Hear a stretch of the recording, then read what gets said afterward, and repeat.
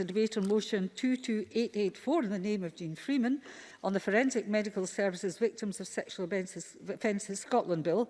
Can I invite those members who wish to take part in the debate to press their request to speak buttons now, and I call on Jean Freeman to speak to and move the motion. Cabinet Secretary, please. Thank you very much, Presiding Officer. I'm pleased to open the Stage 1 debate on the Forensic Medical Services Victims of Sexual Offences of Scotland Bill. Let me at the outset repeat my thanks to the Health and Sport Committee for continuing its scrutiny of the bill at a uniquely challenging time for our country. I would also like to extend my thanks to the Finance Committee and the Delegated Powers and Law Reform Committee for their work on the bill at Stage 1. The progression of the bill by this Parliament at a time when we have necessarily had to reduce areas of our planned legislative programme, I hope that sends a very important message that we are collectively committed to improving the way that the health and justice systems support victims of sexual crime. I'd also like to thank the staff who continue to deliver high-quality services to victims of sexual crime throughout the pandemic. As the Health and Sport Committee has recognised, the bill puts the holistic healthcare needs of victims first.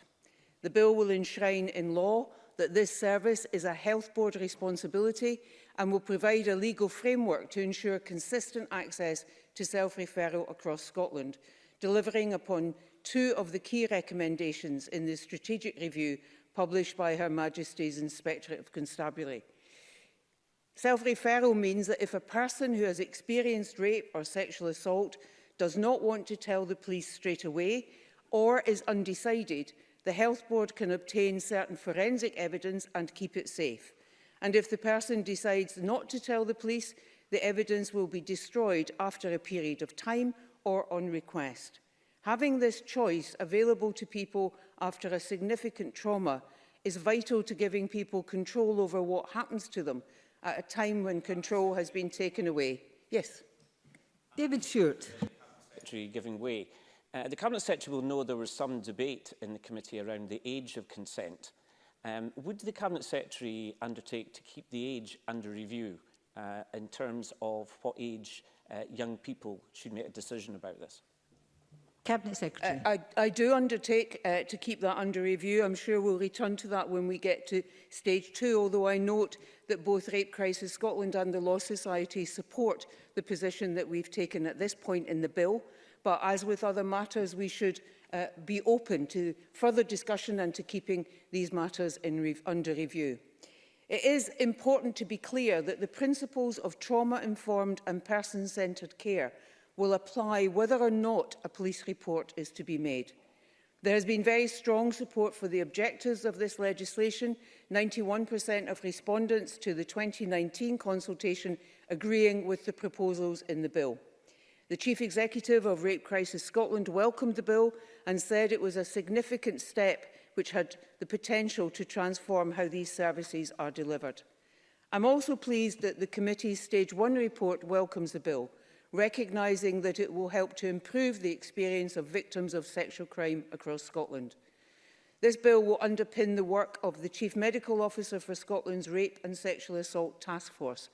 The task force was set up in April 2017 to provide national leadership for the improvement of these services in response to the Inspectorate of Constabulary's 2017 report. And in noting that, I also want to put on record my sincere thanks to our former Chief Medical Officer, Dr. Catherine Calderwood, for her support and leadership in driving this work forward. A 5-year work plan was published in October 2017 and set out action across a range of issues, of which this bill is one important part. Through the work of the task force and supported by funding of £8.5 million, the transformation of the NHS response to rape and sexual assault is already well underway. Healthcare Improvement Scotland published national standards in 2017 to ensure consistency in approach to healthcare and forensic medical services and reinforce the high-quality care that everyone should expect. All Health Board Chief Executives have committed to working towards the delivery of sustainable, trauma-informed services in line with these standards. Quality indicators underpinning the HIS standards were published in March of this year, and Health Board performance against these is being closely monitored. Establishing dedicated healthcare facilities across Scotland was another key recommendation.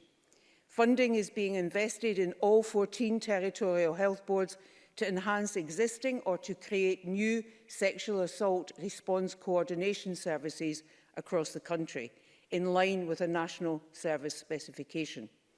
All examinations which were previously located in a police station have now moved to an appropriate healthcare setting.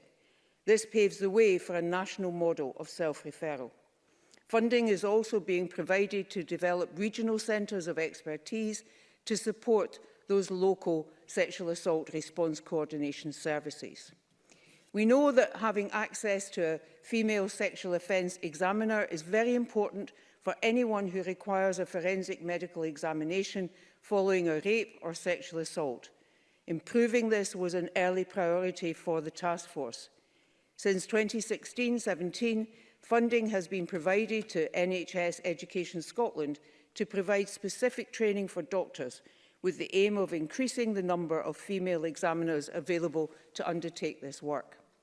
This training is also open to nurses who are involved in providing trauma-informed care for victims. In response to COVID-19, NHS Education Scotland is now delivering key elements of the course virtually to ensure that demand for this training continues to be met. Baseline workforce data indicates that 61% of sexual offence examiners in Scotland are now female, an increase of around 30% on the indicative figure in that 2017 report.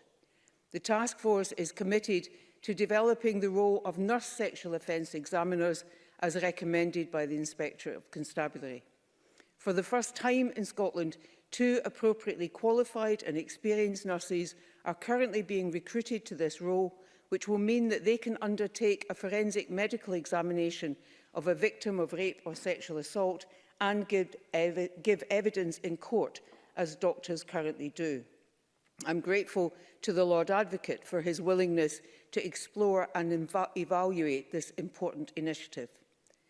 I'm also delighted to announce today that we are funding 20 priority places on a new postgraduate qualification in advanced forensic practice at Queen Margaret University in Edinburgh. These funded places bring the total task force in developing the role of the nurse sexual offence examiners in Scotland to £250,000. The QMU course, which starts in January next year, will be the first qualification of its kind available in Scotland. Enabling access to this training is vital to developing a multidisciplinary task force, a workforce for the future, so that health boards are better placed to offer a female examiner if that is the person's preference. Other important improvements currently being progressed include the development of a national clinical IT system, which is due to go live in spring next year. Before the end of this calendar year, the task force will launch a comprehensive package of resources to ensure a consistent national approach to the recording, collation and reporting of performance data in relation to these services. This package includes Scotland's first national clinical pathway for adults, as well as for children and young people, which the committee has recognised will sit alongside the bill. Work is also well underway to develop a robust protocol for health boards on how to maintain the chain of evidence in a way that meets the requirements of the Scottish criminal justice system, to prepare for a public consultation on the appropriate retention period for evidence obtained from a self-referral examination, and to progress plans around how individuals will access self-referral services, together with a national awareness-raising campaign so that people know about the options that are available to them. All of this preparatory work will help to ensure that health boards are ready for the commencement of the bill. In my remaining time, Presiding Officer, I'd like to briefly address the Health and Sports Committee's recommendations in its Stage 1 report. The committee has delivered a very fair and full report, no small challenge given the wide range of oral and written evidence provided to it, in some respects offering quite different perspectives on key matters. The Government's response to the report was published on the 25th of September, and I hope that members will have had an opportunity to review it ahead of today's debate. I'm pleased that we can support a number of the committee's recommendations, particularly those concerning a new delegated power to modify the minimum age for accessing self-referral, a statutory annual reporting requirement and a revised data protection impact assessment for the bill. On the first of these recommendations, I consider it prudent that the minimum age for accessing self-referral remains prescribed at age 16, in line with current clinical practice and the most relevant applicable legislation, whilst keeping open the possibility of that age changing in future should wider changes to law and guidance make that appropriate. Yes. Alec Cole-Hamilton. I'm very grateful to the Minister giving way. Does she recognise that in cases where children have been sexually assaulted or even raped, that can often happen at the hands of somebody they know, and that by inhibiting the age of self-referral to 16, you often create a problem then for children who might otherwise come forward for a forensic examination who can't do so with a parent? Cabinet Secretary. Yeah, I do recognise the point that Mr Cole-Hamilton is raising, and as I said in response to Mr Stewart, I am open to further discussion at stage 2 with the committee and others on what we might do that begins to address some of those concerns, and we can tease some of that out in full at that point. Whilst the Government has not been able to fully support other of the committee's recommendations for stage 2 amendments at this point, I hope that the Government's report demonstrates that the matters highlighted are recognised as important, that significant non-legislative work is already in train through the work of the CMO task force to address them, and as I've said, I remain open to further discussion with the committee and members at stage 2. Presiding Officer, Sarah Brindley, Chief Executive of Rape Crisis Scotland, is one of the many stakeholders who have supported and influenced the development of the bill.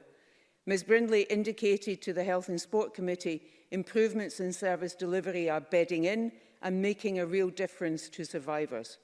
I invite the Parliament to endorse this bill to complete the journey from a policing model of forensic medical services to one where the well-being and recovery of victims rightly is our prime consideration. And, Presiding Officer, I move that the Parliament agrees to the general principles of the Forensic Medical Services Victims of Sexual Offences Scotland Bill. Thank you. Thank you very much, Cabinet Secretary. And I can see from my screen I've only got one person now who's not pressed the request to speak button, and I'm not there. Just as I said that, a few faces appeared up here. So I now call Lewis MacDonald to open on behalf of the Health and Sport Committee. Convener, please.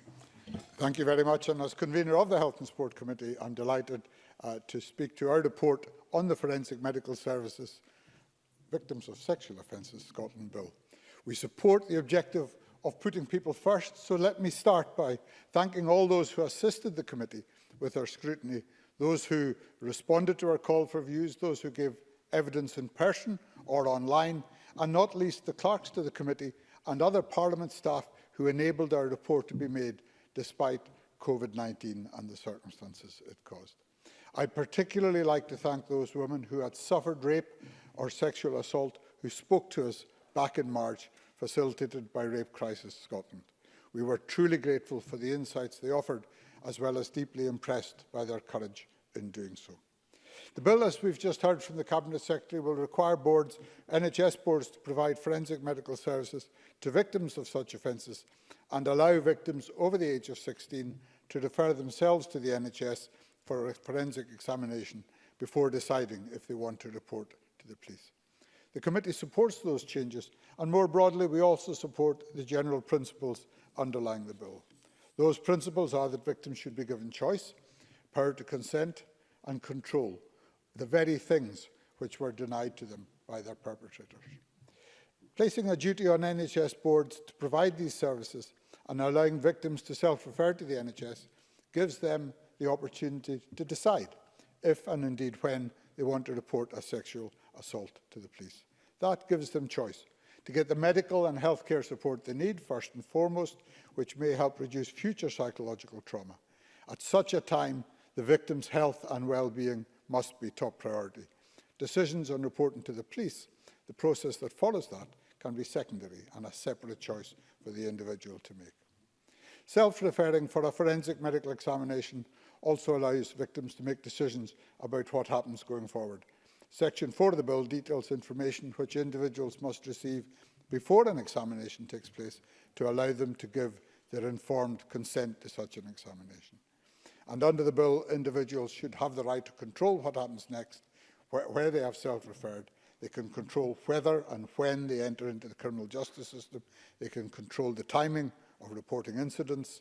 And if they choose not to report an incident to the police, they can request the collected evidence to be destroyed and any clothing or belongings to be returned to them.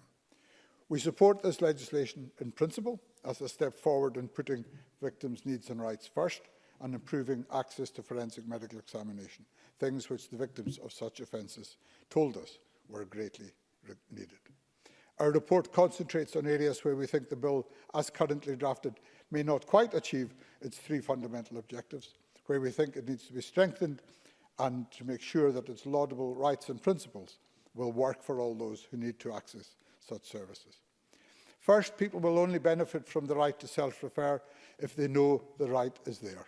By its nature, this bill and its provisions may not be widely discussed. Many people will not consider this process until after they are victims of sexual assault, and in those circumstances, it is understandably difficult for victims often to be clear as to what to do next. Self-referral will only benefit victims if they or someone they confide in are aware of the option. So we believe there needs to be a focus on raising public awareness of the principles, rights and choices within the bill by making information readily available and easily accessible to everyone. There also needs to be an early and ongoing public awareness campaign as the law comes into force, accompanied by local online content and actual information available in both healthcare and police settings.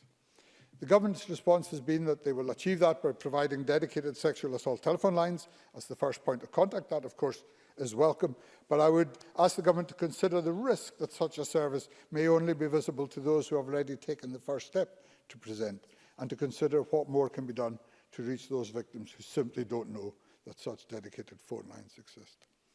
Likewise, those who present to the NHS to access self-referral services need clear information to allow them then to make informed choices. Psychological and physical trauma following an incident can have devastating effects on individuals. So we are delighted to see the Scottish Government's commitment to trauma-informed care and that this has informed the bill. However, we think it's important the bill explicitly requires NHS boards to deliver trauma-informed care, and that is another of our recommendations. This should go hand in hand with a statutory right to independent advocacy. If people are to have the choice and control to make informed decisions, they may well need support to do so, especially if they have suffered from psychological trauma. We don't believe advocacy should either be on a case-by-case basis or an opt-in basis. We believe it should be a right provided to everyone as standard across every service. Individuals must be given the choice, the opportunity to accept or to decline or to opt out of receiving this support if they so wish. This advocacy support should be ongoing from the moment of engagement through interaction with the health service once the individual has returned home and through all and any subsequent interactions with Police Scotland and the court process. And we look forward to hearing how this can be achieved consistently across Scotland. We will undoubtedly reflect on the government's response that this is first and foremost a health bill. That may well be true, but it is also a justice bill, and the portfolio heading should not be what decides on the provision of vital support. Much of the point of the bill is to be joined up across services and to provide support through the whole experience of examination, reporting and ultimately prosecution. In the spirit of delivering trauma-informed care, we believe the bill should seek to eliminate any potential for further trauma in the process itself. Victims of rape and sexual assault and organisations working to support them were very clear on two priority areas in this regard. First, they need to ensure there are no delays in forensic examinations, thereby hopefully minimising the psychological impact on victims who are unable to share or to change following an incident. Secondly, the opportunity to choose the gender of the person carrying out the examination, and I was pleased by what the Cabinet Secretary had to say on that matter already this afternoon. Many of the women who are victims of rape or sexual assault say that guaranteed access to a female examiner would be the most important single improvement they would like to see to the current system. We have therefore recommended that the bill should be strengthened to require a 24/7 forensic medical examination service and to guarantee the right to choose the sex of an examiner. These are vital to support and give choice and control to people who have experienced such crimes. Again, I note the Government's response and the intention to report where delays exceed 3 hours. The risk in that may be that 3 hours becomes by default an acceptable time to wait. Reporting on the operation of the service should therefore also have a strong focus on actual waiting times to encourage the service to do everything possible to meet the needs of those seeking assistance in good time. For the bill to deliver on its fundamental principles and its main policy objective to improve the experience of the victims of sexual offences, there also need to be robust monitoring, evaluation and learning from experience. We have therefore further recommended that there should be IT systems in place to collect, store and access data from services across Scotland, alongside an annual reporting requirement on NHS Scotland to evaluate and drive forward service improvements. Joined up and effective online health records have been called for by our committee in report after report this session. I hope the Cabinet Secretary will agree that this is one of the many areas where achieving that objective could make an enormous difference to service users.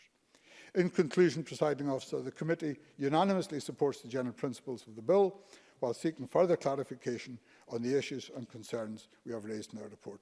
I'm sure the Cabinet Secretary will reflect further upon that, upon this debate and upon the concerns raised by witnesses to our inquiry, and that the bill will be even better and stronger as a result after stage 2. Thank you very much. Before I call the next speaker, to say that we do have some time in hand, so I will be light on timings to an extent. I've made Mr Cameron smile. And now call on Donald Cameron to open for the Conservatives. Thank you, Deputy Presiding Officer. Can I begin by referring to my register of interest as a member of the Faculty of Advocates? I welcome the opportunity to open for the Scottish Conservatives in this important debate on stage 1 of the Forensic Medical Services Victims of Sexual Offences Scotland Bill. Let me say from the outset that the Scottish Conservatives will support the bill today at stage 1, and we welcome its long overdue publication.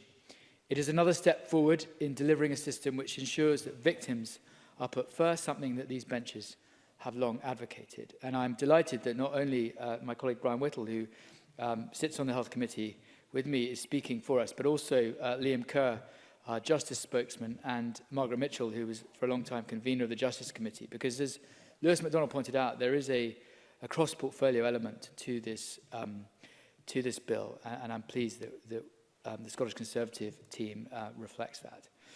I want to pay tribute to all my colleagues who sit on the Health and Sport Committee for its work in drafting the initial report, and also the clerking team. Now, while I now sit on the committee and was among the MSPs who signed off the report, I was not a member for the evidence sessions. And though I've had an opportunity to read through some of those representations and the report, obviously, I do want to pay tribute to those who gave evidence, particularly the survivors of sexual offences, many of whom gave evidence themselves, all through organisations such as Rape Crisis Scotland and other local support groups. And their experiences have clearly been a key driving force in getting this bill to this point. As we all know, the bill was brought forward in response to a report from Her Majesty's Inspectorate of Constabulary in Scotland, 2017, on the provision of forensic medical services to victims of sexual crime. And that report found that the quality of services offered to victims was unacceptable. And it concluded, quite starkly, that victims are being let down. It highlighted a lack of leadership and governance, a lack of audit or inspection services, a lack of female forensic physicians, a lack of equipment, a lack of... Of course. David Stewart. I agree with the points that the member has made. Does the member share my view, and certainly my own experience in social work going back many years, is there's a huge problem with low reporting and low conviction rates of perpetrators? Do you feel there's anything in this bill that will turn that trend around? Donald Cameron. Well, I hope so, is my answer. And I fully agree with him that there's long been an issue around conviction rates in relation to sexual offences, and particularly rape. And that is a long-standing problem which we all require to correct. But in terms of the Constabulary's report, it also, one of the other things it highlighted was a lack of services for overnight and weekend provision.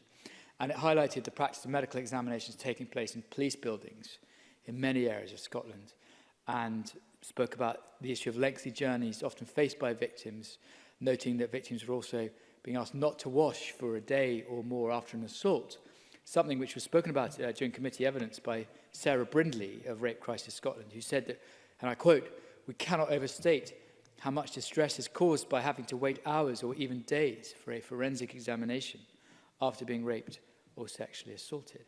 And from my own perspective, rather like David Stewart as a Highlands and Islands MSP, I was horrified to read an article from 2017 which noted that rape victims in our island communities were forced to travel unwashed and hungry to the mainland for an examination due to a lack of island-based facilities. In no society should that level of degradation be acceptable, least of all our own. And of all the aforementioned issues that the constabulary report raised, these clearly need to be dealt with urgently, particularly given the scale. The most recent figures available show that in 2018 to 19, there were 13,547 sexual crimes recorded by Police Scotland. 40% of those crimes relate to a victim under the age of 18. 40%, that's a very high proportion in my view. Such figures should concern us all, and while this bill sadly cannot prevent such crimes from happening, it can help drastically improve the experience of victims of such crimes. I want to make just a few general points on certain key elements of the bill. We fully welcome the work carried out in developing what trauma-informed care could look like in the context of the bill. As I said, the committee has heard from victims of rape and sexual assault who had experienced physical and mental trauma as a result of medical forensic examinations. And it was recognised that trauma-informed care recognises the impact of trauma on an individual's health, social and emotional well-being, and aims to deliver services that will minimise the risk of further trauma. And indeed, the committee recommended that the bill should explicitly state that as a requirement.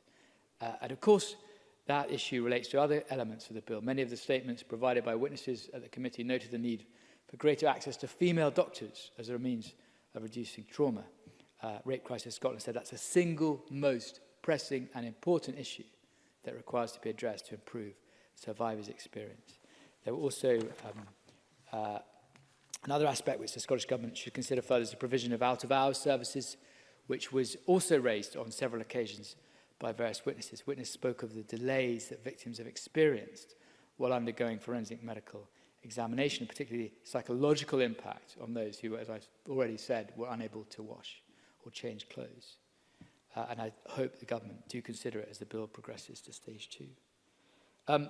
Some reference has been made by others already about the provision within the bill which seeks to make forensic medical examination available on a self-referral basis for people over the age of 16, meaning that victims of sexual abuse and rape would be able to access a forensic medical exam without first reporting the incident to the police. And that is important in our view, and has been broadly welcomed by Victim Support Scotland and Rape Crisis Scotland, who both said that it's an advantageous provision and that it must be consistent across the country and available 24/7. That's Rape Crisis Scotland.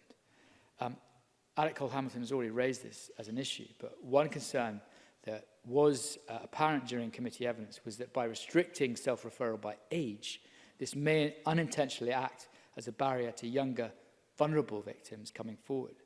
And as others have said, the view of the Law Society was the age limit needs to be kept under review, but in our view, there is an issue here. Plainly, there requires further work to be done and debate to be had around this particular point. So in conclusion, Deputy Presiding Officer, there's clearly much more that I could have spoken about. I hope others do during the course of this afternoon's debate, given the extensive nature of the bill. We support this bill today at stage 1. We will scrutinise it further as it makes its way through stages 2 and 3. It is a positive and welcome step forward to ensure that the needs of victims are prioritised. Survivors of sexual offences have waited long enough for this legislation and the changes within it, and it is now down to the Scottish Government to listen to the concerns raised, respond positively and proactively to the committee report, and make the necessary changes to ensure this bill meets all the needs of those it intends to support. Thank you. Thank you very much, Mr Cameron. Now calling David Stewart to open for Labour. Mr Stewart, please. Thank you very much, Presiding Officer. I'm very pleased to be able to contribute to this afternoon's important debate as a member of the Health and Sport Committee. I'm glad to say that the Labour will be supporting the general principles of the bill, and I'm convinced that parliamentarians across the political divide today will recognise the bill puts the needs of victims of sexual abuse as a key priority of forensic medical services. As I touched on in the intervention, Presiding Officer, many years before I joined Parliament, I worked for over a decade running a very busy child protection team in an area of social deprivation. However, this comprehensive experience did not prepare me for the roundtable event organised by the Health and Sport Committee staff with survivors and victims. The survivors and organisations that represented them spoke of the horror and anguish they faced after reporting their attack. And there was an underlying consistent message that criminal procedures re-victimise the victim, that forensic examinations open up the horror of the attack, the system does not function correctly, and in particular, there was a lack of support for victims. So a strong theme, Presiding Officer, was the need for change, particularly of self-referral for forensic medical examinations and for independent advocacy and psychological support. And I'm glad that the Cabinet Secretary and previous speakers have all echoed these important points. And I'd like to concentrate on these points in my remaining remarks. Now, as other members have said, and so has the Cabinet Secretary, we all know the overall aim. The aim of the bill is to require health boards to make forensic medical examinations available on a self-referral basis to people over 16. That means that victims would be able to undergo forensic examination without any requirement to repeat the incident to the police. And Donald Cameron has already touched on some of the history of this, which was Her Majesty's Inspector of Constabulary looked very closely at the provisions of healthcare and forensic medical services. They really drew three key points out, which I want to emphasise. They said, firstly, there was a need for increased innovation, especially in relation to the island and rural areas. Secondly, there's potential for more collaboration amongst boards to share specialist staff. And thirdly, there was a gap in the service provision where the victim of a sexual crime seeks support and medical attention but may wish not to report it to the police.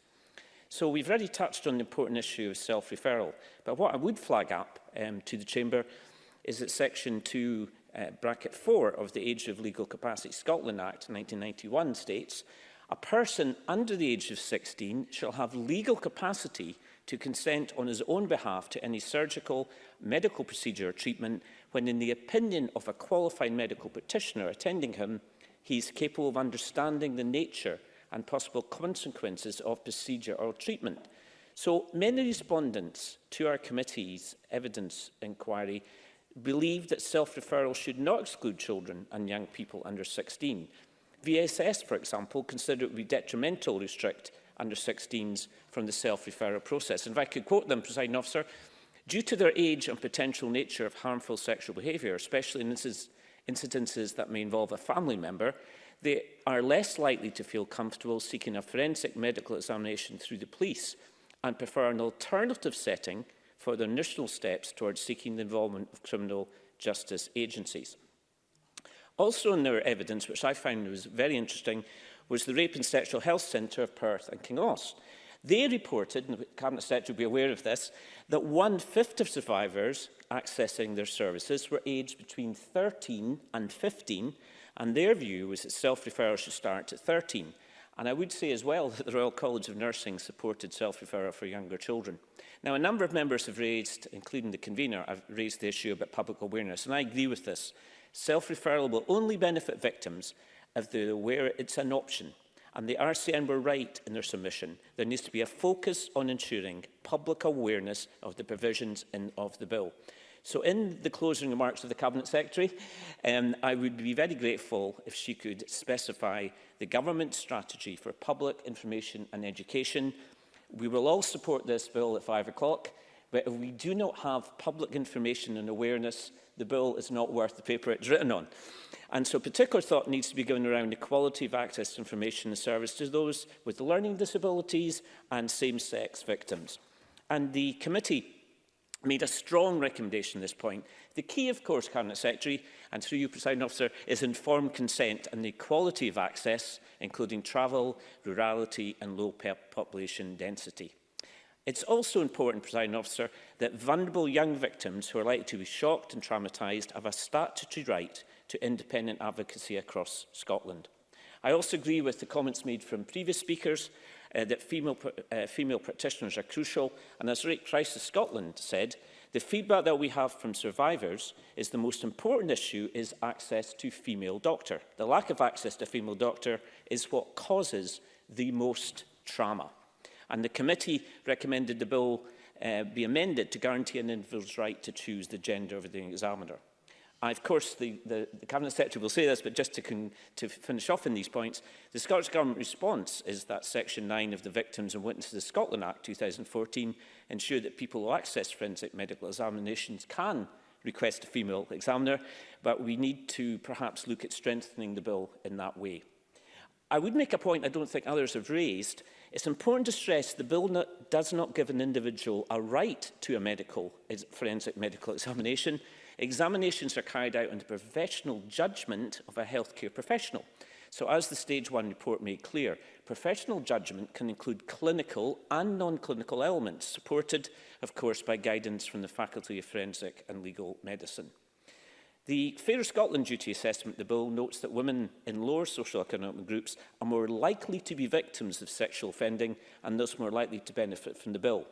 NHS Lanarkshire, for example, uses data collection along with advice from third sector groups to target resources in areas of deprivation. And this represents the committee's recommendation to require all health boards to capture and analyse and publish data addressing equality of access.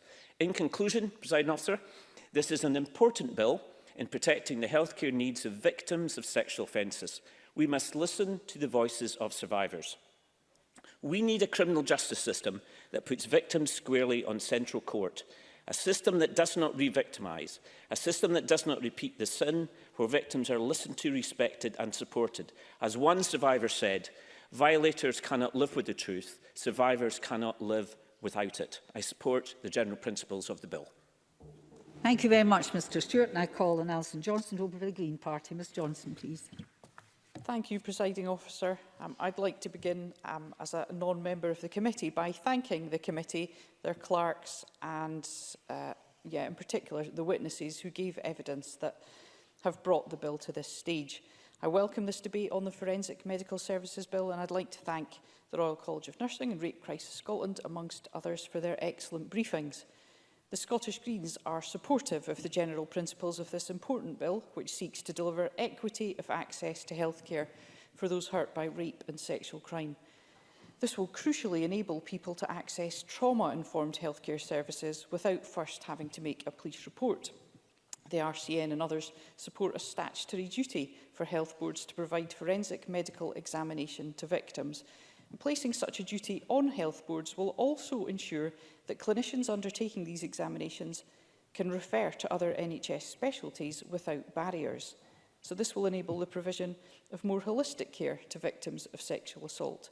And as the committee report notes, victims can access and be signposted to other key services such as STI testing, emergency contraception and mental health support while their forensic examination takes place. Clearly, a health environment is more suited to caring for someone who has just experienced a physically and psychologically traumatic event. Health and social care integration also has an important role to play in this, as when an individual is accessing forensic services within a healthcare setting, they can be signposted to services in the community which can continue to support them. And I'm particularly interested in how this bill may allow health boards to take a more preventative approach. The mental trauma experienced by some who've experienced sexual assault is not always immediately apparent and may manifest later in time. But if people can access or be signposted to mental health support when attending an examination, this may help prevent or lessen such trauma before they reach crisis point. It is entirely appropriate that victims of sexual assault should access forensic examinations within healthcare settings. Rape Crisis Scotland cite examinations taking place in inappropriate and unsuitable locations, including police stations, as a major flaw in the current system. And it is important, and colleagues have noted too, that further physical and mental trauma can be caused by forensic examinations. So this bill has an important role to play in lessening any further harm and ensuring that victims can access the support they need in an appropriate environment without having to make an extremely difficult decision about whether they want to go to the police when they may still be in shock. The decision to inform the police of a sexual assault can often be difficult for many reasons, and no one should feel pressured into reporting as a means to accessing forensic examination.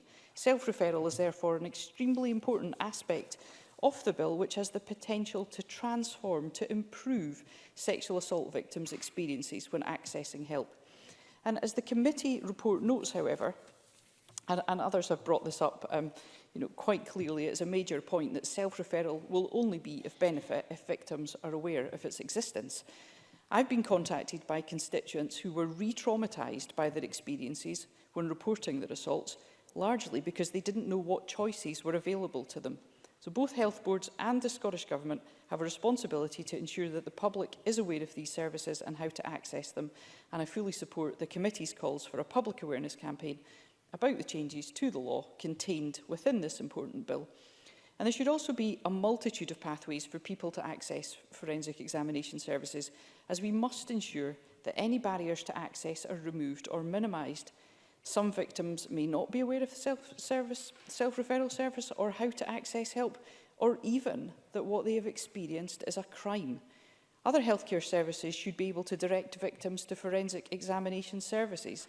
I know that in their response to the committee's consultation on the bill, Community Pharmacy Scotland stated the need for a recognised pathway for people who seek help at the pharmacy in the first instance, and I wholeheartedly support this call. And once they've accessed forensic services, it must be clear to victims, by people trained to deliver the message, what their rights are, what the self-referral service is for, and how it can specifically help them.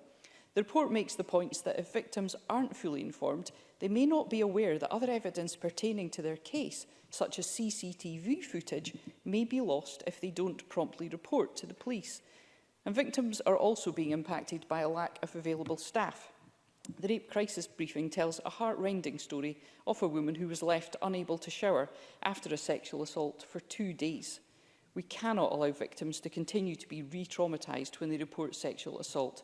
Rape Crisis Scotland say that a lack of female doctors is exacerbating long delays. Colleagues have raised this point already, and I'm glad that the bill contains a provision for victims of sexual offences to be given the opportunity to request that the person who is to carry out a forensic medical examination be of a specified gender. These changes will result in an increase in demand for these services. The evidence strongly suggests this will be the case. I note that the Scottish Government estimates increased service demand of 10% following the introduction of self-referral. So future workforce planning is key to delivering equity. Rape Crisis say that we need to proactively ensure there are sufficient female doctors able to undertake the role of forensic examiner. They also note that a major issue occurs where the role also requires doctors to cover custody cases as well as undertake forensic examinations. They state that making this a dedicated role would have a significant and positive impact on the availability of female doctors, and I'd be grateful if the Cabinet Secretary could respond to this and outline how she plans to address this issue. The RCN has worked to develop the role of nurse sexual offence examiners to enable them to undertake forensic medical examinations and give evidence in court. Enabling expert nurses to undertake this work will improve access and support the provision of trauma-informed and person-centred care. In closing, I know that there has been some debate too about the decision to place an age limit on access to self-referral. The RCN questioned the restriction to over 16s, as did my colleague Alex Cole-Hamilton. The bill should reflect the very sad reality that significant numbers of children are victims of sexual crime. If children can self-refer, this would provide another important route to help and safeguarding, though I note and appreciate the Cabinet Secretary's openness to amendments at stage 2. Conclude, Presiding Officer. Thank you. Thank you very much, Ms Johnson. I call on Alec Cole-Hamilton, open for the Liberal Democrats. Mr Cole-Hamilton, please. Thank you very much, Deputy Presiding Officer. It gives me great pleasure to speak in favour of this bill, and I want to begin by paying tribute to the victims and witnesses who gave such compelling evidence during the course of stage 1. Their testimony will stay with me for my entire life, and I think fellow members of the committee will recall the morning we heard them that I was rendered almost incapable of moving on to the next piece of business after hearing their testimony. So Because that evidence was so powerful, I'm sure I echo the thoughts of my colleagues in this chamber when I say that I feel a grave sense of responsibility, not only to speak to ensure that this bill fully serves its purpose, but to use this platform here this afternoon to give voice to those who have been silenced for so long. The recommendations that were contained in the MHICS report need to be addressed with urgency. There has been some good progress in the intervening years, but the scale of the challenge should not be underestimated. Sexual crimes in Scotland have been on a long-term upward trend since 1974, with sexual assault, rape and attempted rape increasing significantly over the last 10 years. At the same time, reports of victims of rape and sexual assault have consistently shown that the criminal justice system itself is an extremely traumatic arena for victims. The Scottish Crime and Justice Survey of 2017-18 reported that only 23% of respondents reported the most recent or only incident of forced sexual intercourse to the police. Evidence heard throughout the course of this bill showed a distinct lack of trauma-informed care, which confirmed much of what was already known. This is harrowingly expressed by Dr. Leslie Thompson QC's review of victim care in the justice system in Scotland. That January 2017 review found, and I quote, that victims often speak of feelings of re-victimization or secondary victimization once they enter the criminal justice arena. During this review, a victim of rape described the trial experience as worse than the crime itself. Presiding officer, that is truly unacceptable, a failure of our duty to these women. And I do believe that the ambitions of this legislation are good in attempting to alleviate, at least in part, the trauma of post-sexual crime forensics. There are, however, hurdles in the legislation we must overcome for this bill to reach its full potential. Self-referral offers the chance to help stop victims being pulled into a system that they are not ready for. It gives people time and space to consider whether they want to report an issue to the police and offers some sense of empowerment in a situation when people have been made to feel utterly powerless. At the same time, the opportunity to seek prosecution is not lost. As the Crown Office Procurator Fiscal Service said in their evidence, it also enables potential evidence to be obtained and preserved at the outset, thereby potentially strengthening any subsequent investigation and prosecution should the person decide to report the incident to the police at a later stage. Making sure that important evidence is not lost is vital. Conviction rates for rape and attempted rape remain lowest in all criminal prosecutions. Only 39% of cases are successful. Sexual assault has seen one of the largest declines in conviction rates in the past 10 years. Deputy Presiding Officer, what makes this bill so important is the opportunity it will provide for those who suffer from rape or sexual assault to seek help and secure justice. However, my concern with this bill is that it fails with regards to children and young people, and I already intervened on the Cabinet Secretary as to why I believe that to be the case for the minimum age of referral. Currently, the bill proposes that the age of self-referral should be 16. This means that in its current form, the bill would require those under the age of 16 to be accompanied by an adult. Whilst I wholeheartedly understand that the logic behind this is to ensure child protection, I'm afraid it's not that simple. Victims of sexual assault who are under the age of 16 are most likely to be sexually assaulted by a parent or some other adult they know. Therefore, the lack of autonomy given to young people in this bill disadvantages them from accessing the full benefits that it will bring. Representatives from Children First have spoken to both the committee and to me directly and have laid out concerns of how the bill in its current form risks inadvertently excluding children from the support that the bill seeks to offer. Children's recovery needs are inherently different from those of adults, and children do not naturally compartmentalize their experiences, and so they often need to address a multitude of experiences when recovering from a sexual crime. If, as the government has stated, there will be no practical difference in meeting the needs of children who have experienced other types of abuse, it's not clear what the role is of the associated clinical pathway. Both of these concerns, put forward by Children First, highlight the importance that any pathway developed alongside this bill must clearly set out how it will meet the forensic, medical, recovery and justice rights of all children.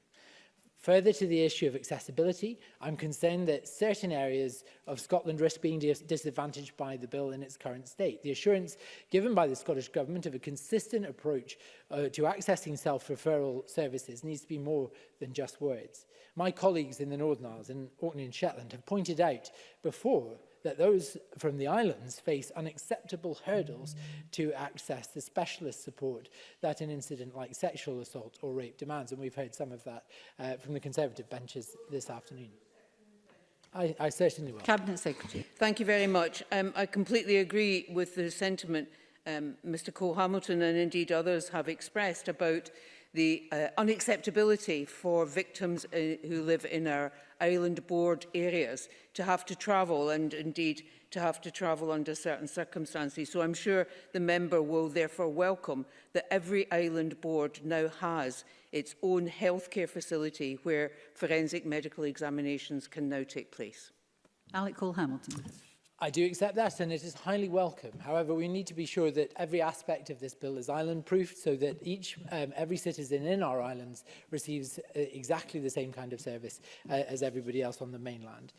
Presiding officer, I'll finish by saying the ambitions of this bill should be praised. It has the potential to, at least in some way, alleviate the terrible trauma that the criminal justice system can inflict on victims of sexual crime. However, in order for it to do so to its full potential, it must be completely inclusive for all demographics, no matter of age, gender or postcode. Thank you.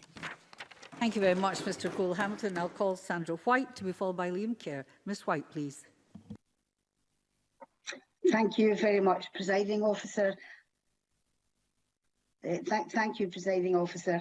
I would also, as others have done, like to thank the clerks and the many groups and individuals who did come along to the committee in person or written submissions, and also the briefings, as mentioned before, that we have received from organisations for today's debates.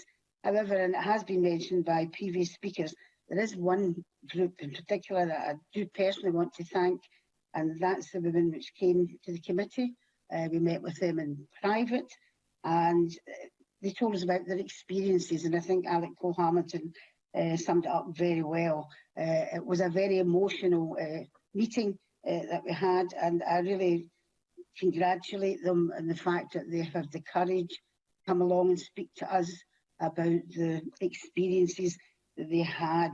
They were very, very brave, and the tenacity they showed was absolutely fantastic. And one of the things that I want to say is that I hope by debating today and going through stage 1, 2 and 3 of this bill, that this bill itself, once it is at stage 3 and it is passed, it will do justice to all the victims who came and spoke to us and other victims who we haven't obviously heard for. As the Law Society in its paper, its briefing to us said, the bill's main policy and objective is to improve the experience of people who have been affected by sexual crime. And I think that's an important point, that we must all remember that that is what this bill hopefully will achieve. The committee covered many areas in relation to the bill, too many to cover, but I'll point out a couple which I did pick out. One of that was basically on the health-led aspect of the bill. I think that's really important. We know that the bill falls between two stools of health and justice, and obviously reporting of sexual crimes as well. But speaking to the victims and also recommendations that we had sent to us, it basically mentions the fact that a lot of the victims felt they were very badly let down by the fact that it fell between these two stools. And I think by ensuring in this bill that it is health service led, it does give assurances to victims that they will be treated with compassion and empathy, because that was one of the areas which we covered in great detail with the women that we met in private, as already been mentioned. But it was appalling how some of these women were treated, you know, having to wait for hours, sometimes days, being examined, sitting in a cold police room, no tea, no coffee, can't drink anything, can't change your clothes. So having it health-led, I think, is something that we really should be proud of once we go through the process of this bill, because these victims really need compassion and help, and basically they must be given assurance that they have done the right thing when they're reporting that, and be treated with compassion.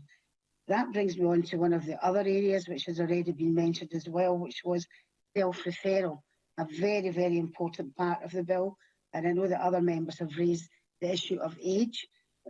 We had evidence basically on both sides in regards to age, and Alex Cole-Hamilton and others are absolutely right. I mean, kids younger even than 13 have been victims of sexual abuse. So maybe, as the Cabinet Secretary says, it will be kept and we can have a look at that and see exactly where we go with it, perhaps in stage 2 or further on down the line of the bill. But I think we've got to remember, and I'm sure we do remember, is when victims of sexual abuse and crime, they're sometimes in shock and they don't always realise, as has been said before, they have been victims, or they are in deep shock, or there's a multitude of reasons why they cannot report right away. And I think even to recollect a crime such as that within 24 hours, when you're perhaps sitting in a police room, or in one case, the lady had to sit in the back of a police car, it's very, very difficult for you to recollect exactly what happened to you. So I think self-referral is really, really important. And along with the self-referral, and it's been mentioned also, we really need to ensure that with the reporting of the crime, the health-led services are available.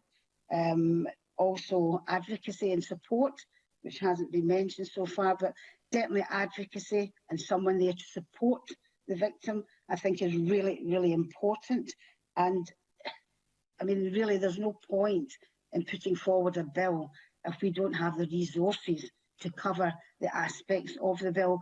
So obviously the Health Secretary has mentioned the fact, the Cabinet Secretary has mentioned the fact that resources will be there, and I'm sure they will. But it'll be something I think we need to watch as we go through the stages of this bill, that it's not just looked at, we need to deliver. And with delivering the self-referral comes the fact of information, advocacy and support as well. And really, we need to have that before we can go forward with this bill. The other issue, which I know it's been mentioned before also, and is access to female doctors. And as Rape Crisis said, and I think Donald Cameron had mentioned that, and as is others, and I'm quoting from the Rape Crisis recommendations, or which they sent us anyway, they said that as the single most pressing and important issue that requires to be addressed, access to female doctors. And that came across very, very clearly from the women that we spoke to. Access to female doctors is really, really important. And I do note, and I welcome what the Cabinet Secretary said in her announcement of extra funding for 20 places at Queen Margaret Union, and obviously the knowledge that 61% of examiners are female. That is fantastic. However, Rape Crisis Scotland goes on to say that we note that this is not currently a single-sex role. Replacing the word gender for sex in the bill is not going to address the barriers to survivors being able to access female doctors. And I would ask the Cabinet Secretary to perhaps have a look at that, either in summing up or basically coming along to stage 2. That was one of the most pressing aspects of the evidence that we heard. And I'm not decrying any male doctors, but we certainly heard that the empathy and compassion in certain cases was not there when they were treating female, victims of sexual abuse. And I think we all know that the vast majority of sexual crimes are perpetrated by a man on a woman. And I think we need to remember that and be absolutely certain that when we advertise this, and I think that's very important, that we do tell people how they can access it through self-referral, and others have said that already. We need to make sure that we do that We can't do that and then they're denied access to a female doctor. I know it's difficult, but that is one of the main driving forces for me and others anyway, for this bill to go through. They must have access to female doctors. So to change the name round from sex to gender, I feel, is not access. And I don't know why the presiding officer, sorry, am I going over my time, presiding officer? Can you see my face, Miss White? I mean, Yes. it's a very serious topic, but I know I've got time in hand, but I wasn't giving it all to you. So if you could I'm just very sorry. conclude. You should have said. I'm very sorry about that. You should have said. I thought I had some more time, but I just want to say that very much supportive of this bill, and I would hope that everyone will support it as stage one. Thank you for your leniency, presiding officer. Thank you very much, Miss White. You're a wonder. I call Liam Kerr to be followed by Annabel Ewing. Mr. Kerr, please. Thank you, Presiding Officer. For full transparency, I remind the Chamber I'm a practising solicitor, holding a practising certificate with the Law Society of Scotland. I haven't had much involvement so far in the development of the Forensic Medical Services Bill, as it's been with the Health and Sport portfolio rather than Justice. And rightly so, I think, as Rape Crisis Scotland make a good point when they say this is a health issue and therefore falls under the responsibility of health. However, I did hear the convener's remarks that the Justice portfolio must take a role in this, and I'm pleased to have the opportunity to speak and to welcome what I think will be a critically important piece of legislation. Now, I say that because I looked back to see that this bill is a response to the powerful and damning 2017 report by HMICS on the provision of forensic medical service to victims of sexual crime. And I can see that many of the recommendations, including the establishment of a system of self-referral for examination, of which more later, make it into this bill. It's all good and why I can strongly support the principles of this bill at decision time. Now, listening to the debate so far, I have some thoughts which may be useful for the committee as this bill progresses. Firstly, I listened when a number of speakers talked about the bill making forensic medical examination available on a self-referral basis for people over the age of 16. This is one of several positive aspects of this bill and reflects a call, of course, in the HMICS report. Setting the age of self-referral at 16 is interesting. I do worry about the argument that restricting self-referral may unintentionally act as a barrier to younger vulnerable victims coming forward. That having been said, I think the committee, the Scottish Children's Reporter Administrator and Children First are right that this is the correct age currently. Because let's recall Donald Cameron highlighting the recorded crime in Scotland figures, showing at least 40% of the 13,364 sexual crimes recorded in the last year related to a victim under 18. That being so, I think the committee are right to recommend keeping the age under review. I thought David Stewart and Alex Cole-Hamilton spoke particularly persuasively in this regard, and I was pleased with the Cabinet Secretary's response to David Stewart's earlier intervention in this regard. And I wonder if, in closing, the Cabinet Secretary might give an indication of the timescale as to when and how this would be assessed. Now, Cabinet Secretary also raised the issue of data collection. And I note from the committee's evidence that the Faculty of Advocates highlighted that there could be issues around the integrity and security of samples collected when a constable is not present. Yes, of course. Dave Stewart. And apologies, I wasn't in for the start of the member's contribution. Could I ask the member, I know with his background, what his view is on the creation of an anonymous DNA database, which is particularly useful for repeat offenders. As you will know, this happens quite regularly in the States through the FBI, which has managed to locate lots of offenders who are serial. Obviously, I would make it clear the committee did not recommend this, but I think there is some work to be done on this area to pursue it. Liam Kerr. I thank the member for the intervention. I think he makes a good point. There is something to look at here. I think what he wouldn't expect me to do is give a commitment one way or the other, because I think he's right. This is a huge area that we need to be looking at, but there are a lot of issues inherent within it that need to be explored in some considerable depth. Now, just going back to the evidential point, because I was talking about the Faculty of Advocates, talking about the integrity and security of samples, and I noticed the Law Society submitted a note earlier on saying they continue to have concerns over the ambiguity in the bill as to how data is processed, stored and transferred. And the collection and storage of evidence could have a significant impact on the evidential basis for a subsequent prosecution. So I do acknowledge that the preparatory work the Cabinet Secretary alluded to earlier in her remarks. Now, the committee raised concerns that healthcare professionals may be required to make decisions on what could or what should and should not be stored, and they believe this would be a matter for Police Scotland. So I note that the committee recommended the government set out what is to be stored by health boards in regulations, and also that the Cabinet Secretary accepts that a revised data protection impact assessment needs to be undertaken. One would hope that that is prioritised in order to give sufficient time for stage 2.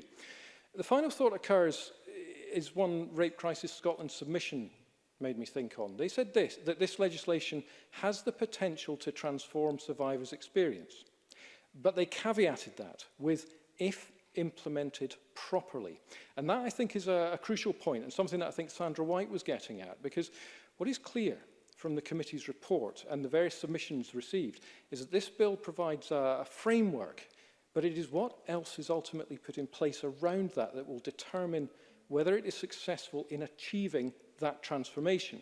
Now, going through the report and the various submissions, I can see that the success of this bill and its principles hinges on various other moving parts, such as the duty on each territorial health board to provide or secure the provision of an examination service, to provide victims with information on what will happen with any evidence collected, to identify and address the healthcare needs of the victim even where a forensic medical examination did not take place.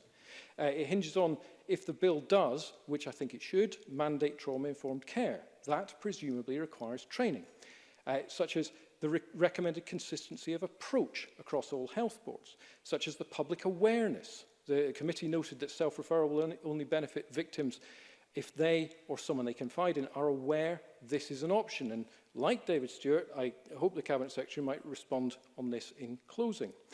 Such as the advocacy and mental health support the committee convener rightly focused on, such as the committee's urging of the government to put in place a national clinical IT system as soon as possible, and access to female doctors, which according to Rape Crisis Scotland is the single most pressing and important issue that requires to be addressed.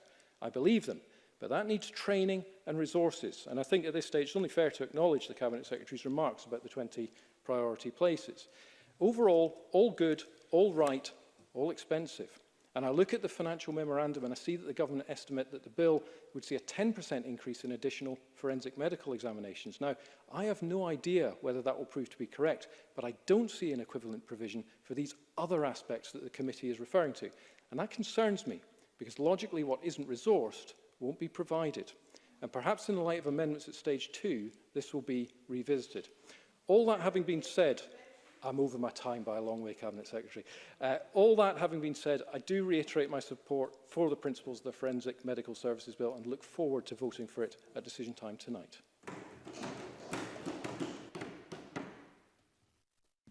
Call Annabel Ewing to be followed by Mary Fee.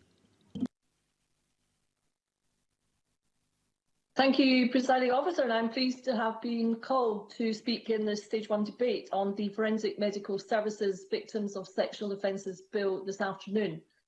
And to my mind, this is a vital piece of legislation and is very much to be welcomed. As we have heard, the bill is designed to improve the experience of victims of crime in terms of the state's role vis-à-vis sexual offences victims. And hopefully this will in turn have both a positive effect on recovery for the victim and indeed facilitate perhaps better engagement with the justice process. And the previous backdrop here is, of course, that incredibly in the not too distant past, many victims of sexual assault were required to be forensically examined in a police station. And it is really very difficult indeed to imagine, Presiding Officer, how traumatic that would have been, simply adding trauma upon trauma.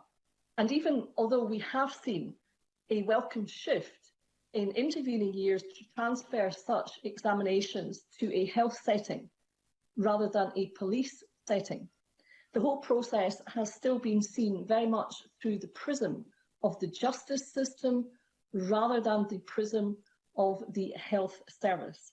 This bill will correct that, Presiding Officer, for it sets forth as the overarching principle that forensic examinations are indeed a health issue and not a justice issue.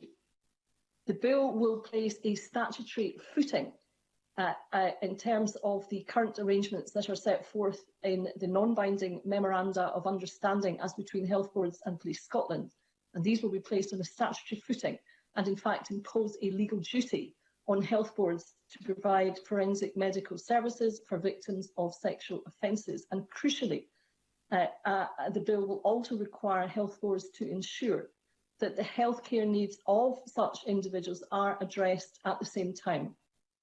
Taken together, these key provisions of the bill represent a major step forward and reflect the compassionate country that Scotland strives to be. A key issue in this regard, and we have heard this referred to already this afternoon, is the clear preference for female victims of sexual offences to be examined by a female doctor, or indeed the new female nurse practitioner trained especially for this purpose. And I too welcome the Cabinet Secretary's further announcement this afternoon.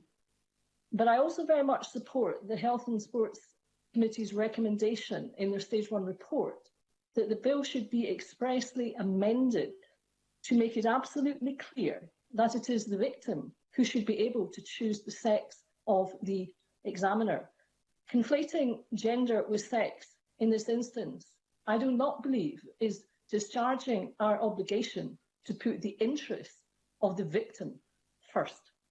Another key provision of the bill concerns the self-referral process, as we have heard, and this will enable victims of sexual offences over 16 years of age, and I note the debate that has been ongoing about that, but over 16 years of age to self-refer for a forensic medical examination without having reported the matter to the police. And apart from a few limited exceptions in place at the present time, this will indeed give the victim more choice and more control, which is absolutely fitting.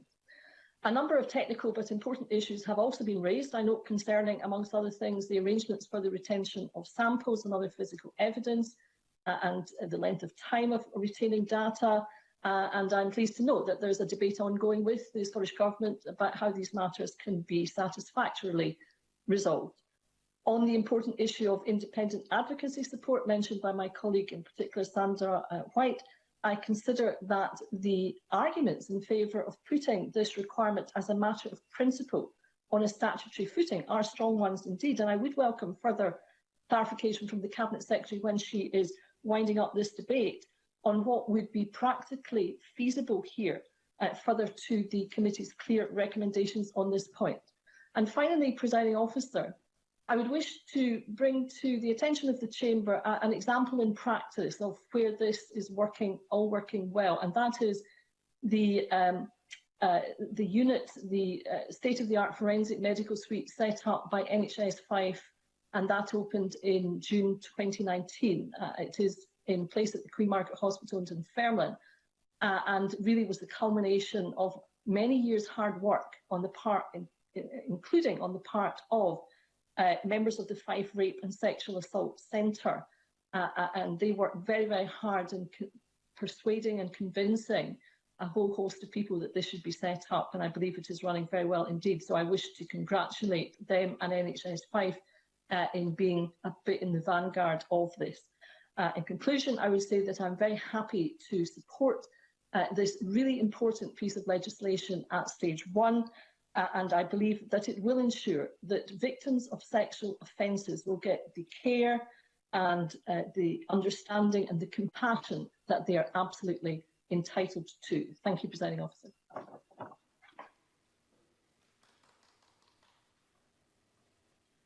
I call Mary Fee to be followed by Margaret Mitchell. Thank you, Presiding Officer, and I welcome the opportunity to take part in this Stage 1 debate in what I know to be an important and an essential bill. Firstly, can I begin by thanking the committee for its thoughtfulness and diligence in producing the Stage 1 report into the Forensic Medical Services Victims of Sexual Offences Scotland Bill. And secondly, I am also very grateful to the individuals and organisations who provided such valuable insight into the issues surrounding this bill. This includes victims of sexual assault and rape who showed incredible strength and courage to help to shape this bill, and their input will be essential as the bill progresses through Parliament.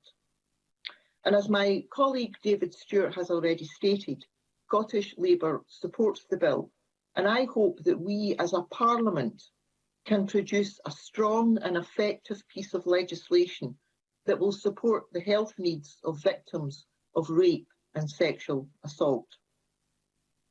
And Presiding Officer, many of the provisions in the bill are long overdue, such as self-referral.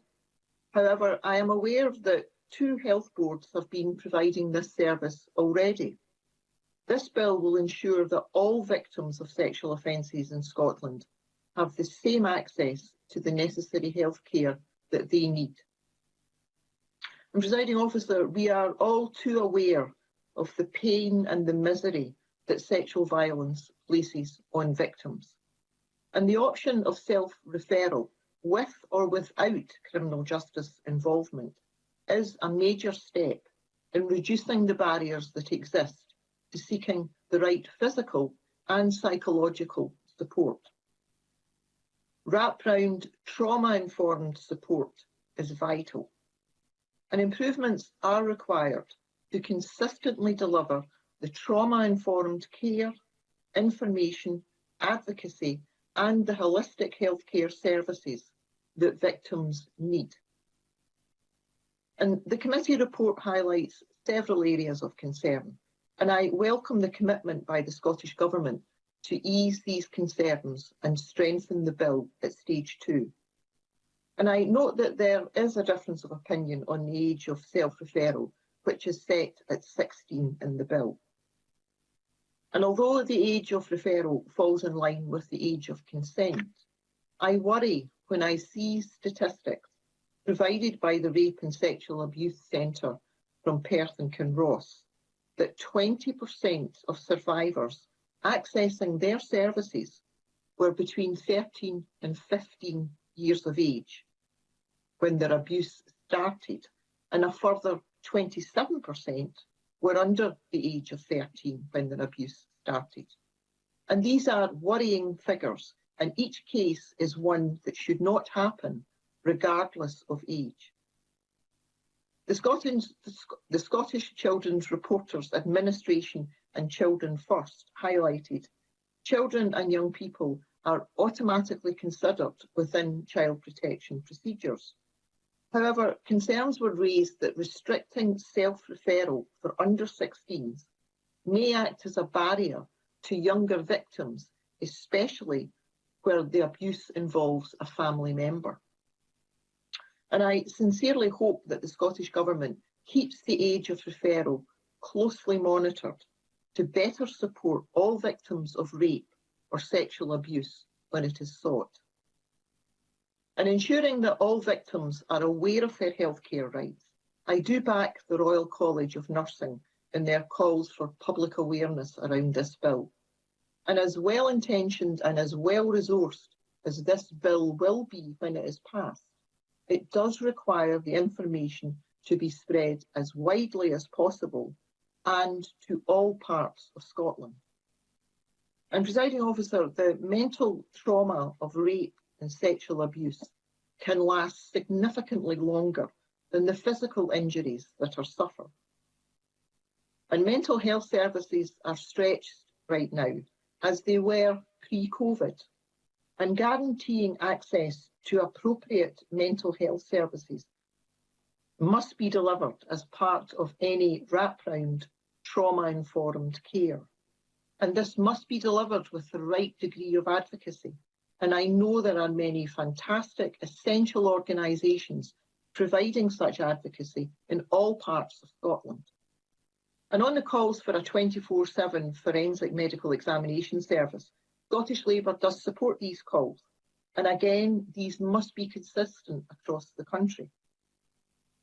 And finally, Presiding Officer, I do believe that this bill has the potential to support all victims of sexual offences by removing barriers to healthcare and by ensuring the decision to become involved in the criminal justice system is in the hands of the victim. And in my time as a member of this Parliament, I have heard the range of emotion, the anxiety and the fear that individuals face when reporting sexual assault. And whilst the vast majority of people who experience sexual assault are women, we need to remember and be mindful of the fact that men and boys can also suffer from sexual assault. And this bill will rightly put the victim at the centre of their treatment and of their recovery, with or without the added pressure of police and court involvement. And I support the general principles of this bill. Thank you, Presiding Officer.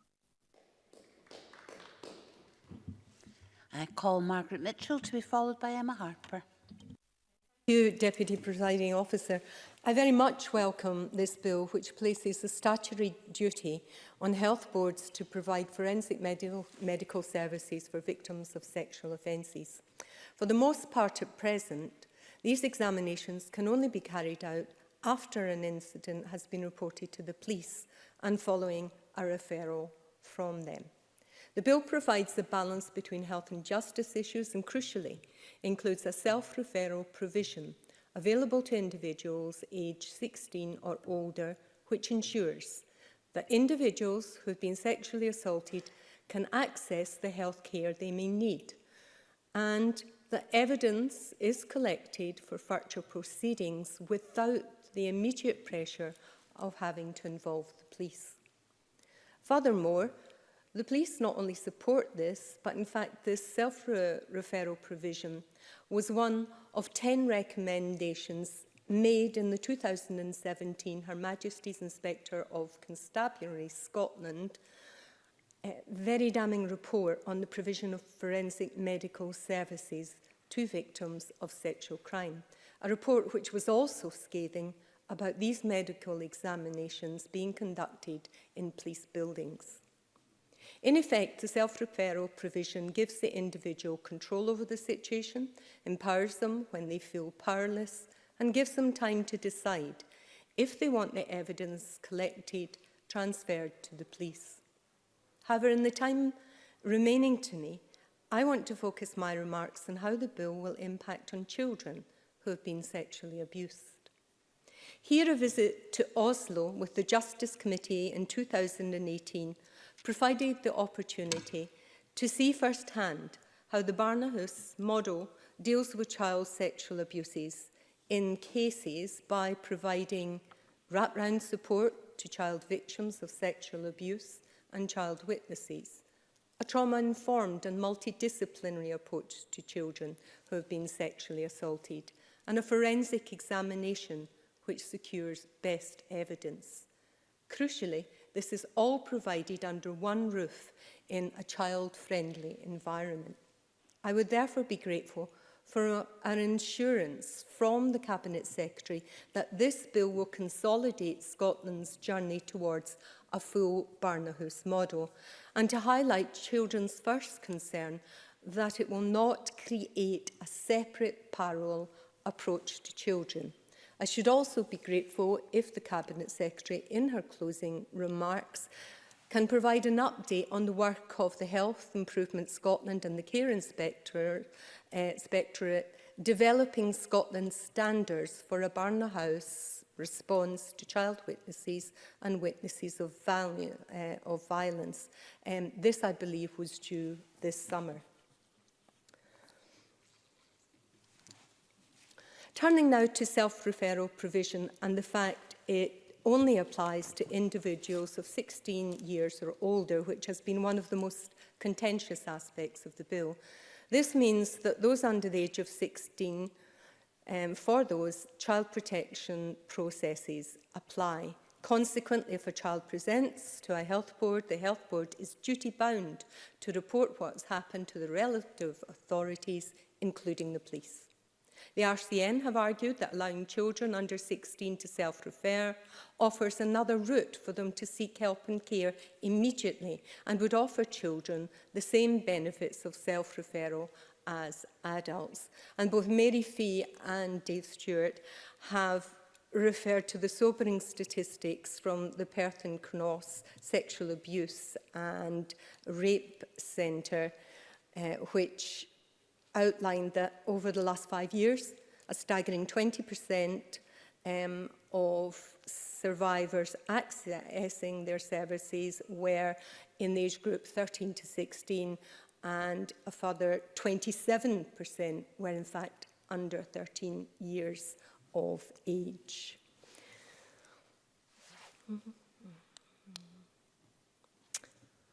Other local groups also agreed that the age limit should be 13 to address concerns that the restriction to 16 could prevent young vulnerable people coming forward.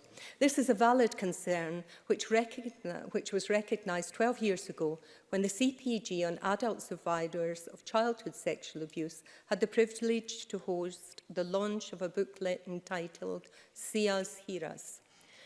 This was produced by the charity 18 and Under with the support from Barnados and edited by Dr. Sarah Nelson, and contained young people's comments, as well as recommendations for schools working with sexually abused young people. It revealed the following: the need for a safe space for an interview when young people disclose, the need for more time to be given before their confidence is broken and the police or parents are informed, that young people need to be assured that they are believed and taken seriously by professionals, and the need for both the children and professionals to be prepared for what comes next in terms of child protection and the justice system.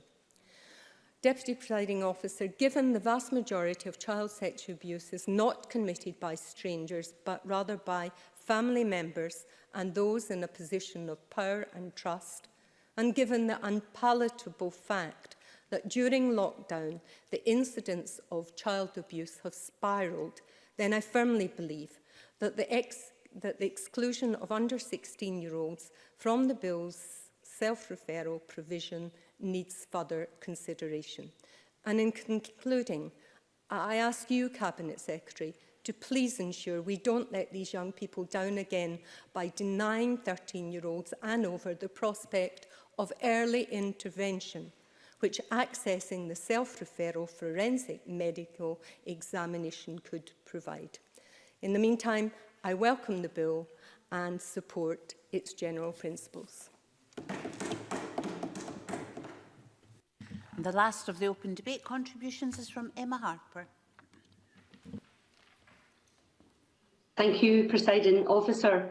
As Deputy Convener of the Health and Sport Committee, who are the lead committee for this bill, I welcome the opportunity to speak in this Stage 1 debate of the Forensic Medical Services Victims of Sexual Offences Scotland Bill, and I support the general principles of this bill.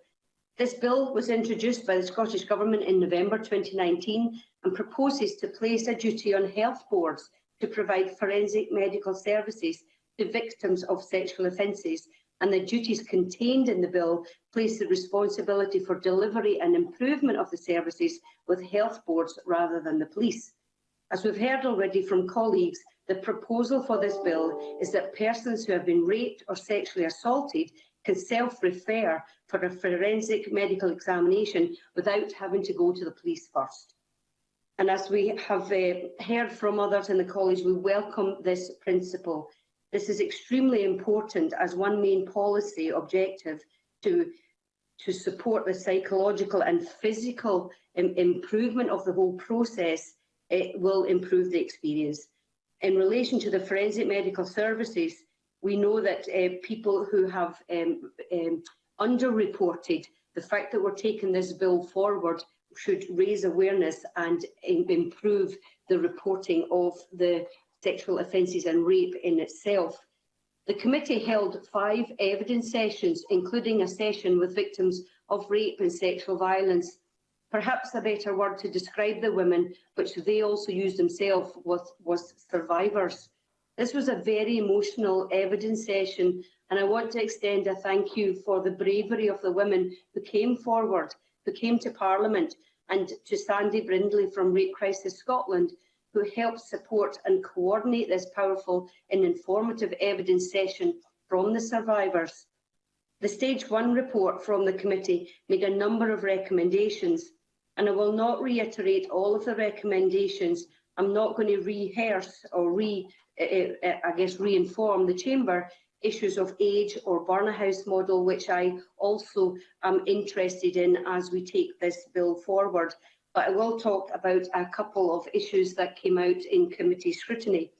Trauma-informed care was highlighted as crucial in delivering the best healthcare and follow-on care and treatment for persons affected. And this was explored in the informal session, especially in relation to HIV, post-exposure prophylaxis, and current lack of coordination of continued care and follow-up appointments. The principle of trauma-informed care is included in the bill, and the committee was informed that this would be delivered using a multi-agency services. So the recommendation from the committee is that this issue of trauma-informed care is placed on the face of the bill, and I'd be interested to hear further views on that. The chain of evidence is an important issue. I helped write the chain of evidence policy for when bullets were removed from gunshot victims. So I'd be interested in how this process is going to be secure, how evidence is collected, how it's stored, how long for, what happens if a case is not taken forward, ownership of evidence and then disposal, and of course data, as others have mentioned. I note that this is in discussion already. Another area of concern and evidence was that victims needed to be informed, where appropriate, access to advocacy and support. We heard that current practice of providing information is done by various means, such as forensically trained nurses at Archway in Glasgow and rape crisis support workers in NHS Tayside. The need for adequate information and consistency of information led to the committee making the following recommendation: that health boards alongside Police Scotland should follow a consistent approach to the provision of information about self-referral, and that this must include clear information allowing individuals to make informed decisions. So I'd appreciate further information from the Cabinet Secretary regarding this committee recommendation. In my own constituency work, in learning for myself and preparing for scrutiny of this bill, I visited Rape Crisis Centre in Dumfries to hear from the manager, Jill Cochrane, and her team about their direct experience and what they wanted to see in this bill. They welcomed the bill proposals to change the forensic medical service from police to health boards and agreed that a self-referral process did allow for the choice and personal control for rape survivors.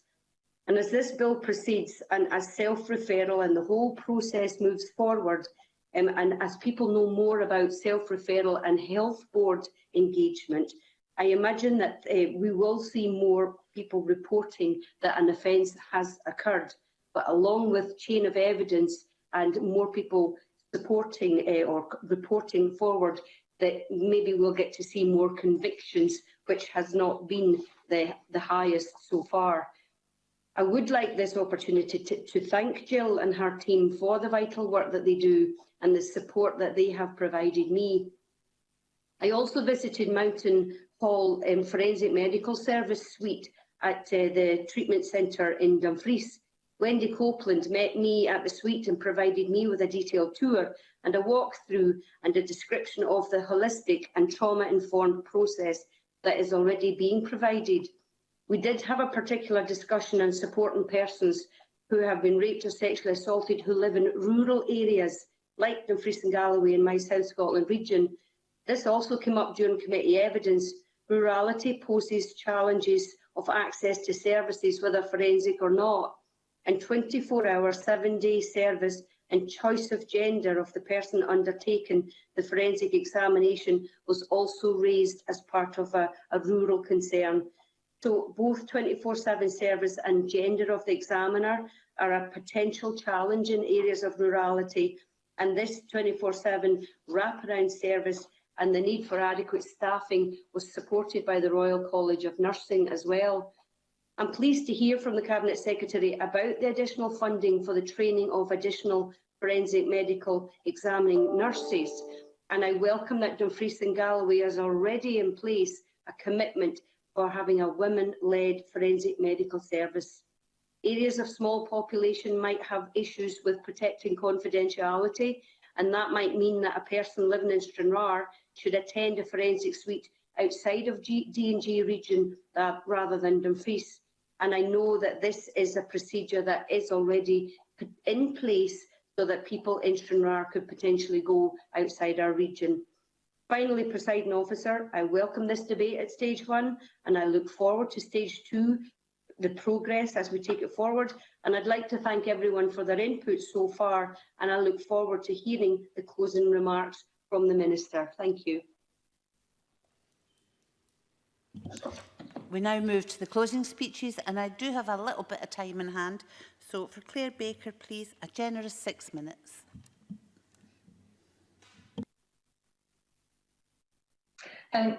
Thank you, Presiding Officer. I am pleased to have the opportunity to speak in this debate this afternoon. It is an area of healthcare and justice policy that has needed to be addressed for some time now, and the system has been failing too many survivors of rape and sexual assault. The care and attention given to someone who's experienced a sexual assault is critical to how they respond to the trauma that they have experienced, their ability to be able to take control of a terrible situation, and the recovery they can go on to experience. The initial treatment of someone seeking help after an assault can have a lasting impact on them, and I welcome the changes this bill is aiming to bring about. It is an important piece of legislation, and I very much welcome the work of the committee in scrutinising the proposal and making suggestions for how the bill can be effectively implemented, and providing suggestions for the Cabinet Secretary to consider. But more than the MSPs, I want to recognise the contribution of Rape Crisis Scotland's Survivor Reference Group, who shared their experiences with the committee, and their openness and honesty has had a significant impact on the bill. As an MSP, I have worked with Rape Crisis Scotland on issues of forensic examination. We all know the service for victims has not been good enough, and at times has been completely unacceptable. At the time of the Inspectorate of Prosecution's report that was mentioned by Margaret Mitchell in November 2017, I raised a case for a young woman who spoke to me about her experience of the forensic service following a rape. Her description of the care she received was heartbreaking, but she was not alone in having this experience. She told me, just think how it felt at the time of the assault, how it felt to be in a barren environment where basic needs were only just being met, eating, water, food, where the male forensic examiner did not have the tools to do the job. Presiding Officer, at the time I called for urgent action to be taken to address the clear deficiencies in how forensic examinations are carried out, and I recognise that some initial progress has been made. But the legislation before us today is an important lever in being able to deliver significant improvements across Scotland, and it is important that it is properly resourced and implemented. The environment in which victims were being examined was not appropriate, and while there has been some progress, there are still situations which are uncomfortable and undignified.